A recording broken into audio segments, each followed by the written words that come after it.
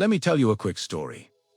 There are two people. They have the same income, live in the same city, and share the same dream of buying their first home. One of them uses the First Home Savings Account, or FHSA, the right way. The other one doesn't really get the rules. Fast forward a few years, and one person has tens of thousands of dollars more for their down payment. The other person, they're stuck paying unnecessary taxes and penalties. What made the difference? It comes down to 5 rules about the FHSA that most first-time buyers just don't fully understand. If you're planning to buy your first home here in Canada, this video could literally save you thousands of dollars. So, let's get right into it. Let's start with rule number 1.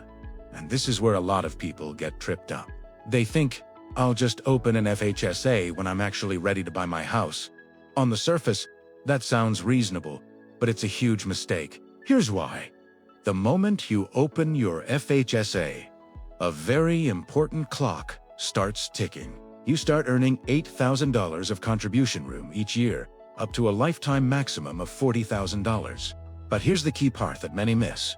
You don't earn contribution room for the years before you've opened an account. So, think about it. Someone who opens their FHSA at age 25 has a massive head start over someone who waits until they're 30. That's potentially $40,000 of contribution room they've already accumulated. You don't even have to put money in it right away. Just the act of opening the account early gives you time, flexibility, and a world of options down the road. It's a simple step that sets you up for success. Okay, let's move on to rule number 2.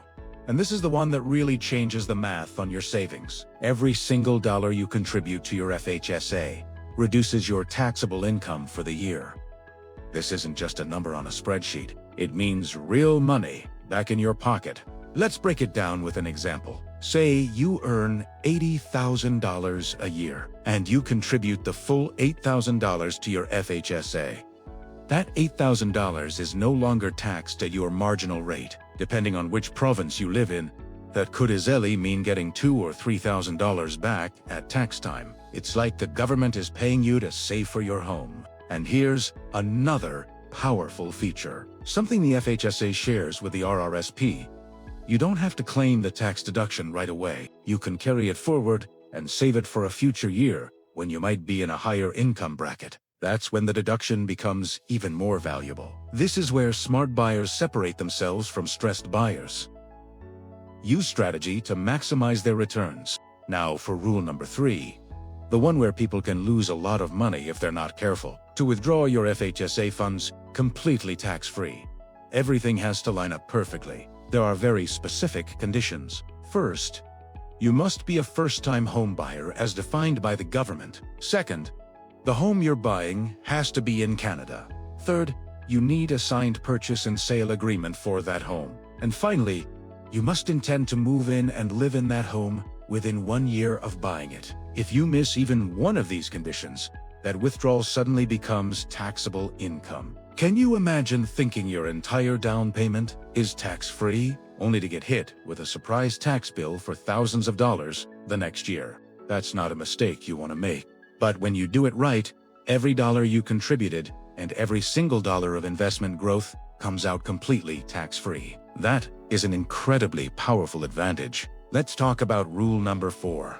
Something most people don't realize until it's too late. Once you make that first qualifying withdrawal from your FHSA to buy your home, the account doesn't stay open forever. You are required to close all of your FHSAs by December 31st of the year after you made your first withdrawal. But here's the good news. What if you didn't use all the money in the account for your down payment? You don't lose it.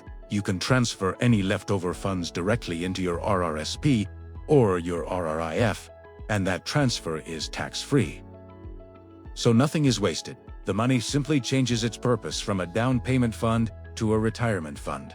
This flexibility ensures you get the maximum benefit from your savings. It's all good, right? Finally, let's cover rule number 5, the penalty box. These are the rules where the Canada Revenue Agency steps in if you don't follow them. If you accidentally overcontribute to your FHSA, there's a penalty.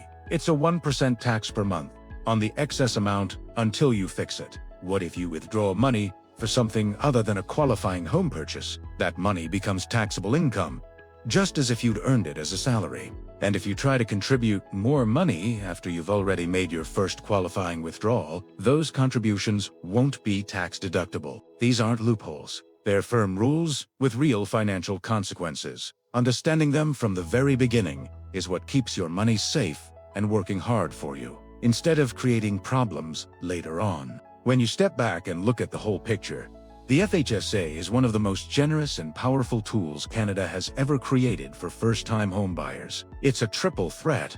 You get tax deductions when you put money in. Your investments grow completely tax-free, and your withdrawals for a home purchase are also tax-free. Using it right can mean getting your first home way sooner. It can literally be the difference between waiting years longer to buy a home or getting the keys to your first place much sooner. If buying your first home is on your horizon, taking the time to understand these 5 FHSA rules will put you light years ahead of most people. Thanks for watching. If you found this helpful, please like, subscribe, and share this with someone you know who is saving for their first home. Your future self will thank you.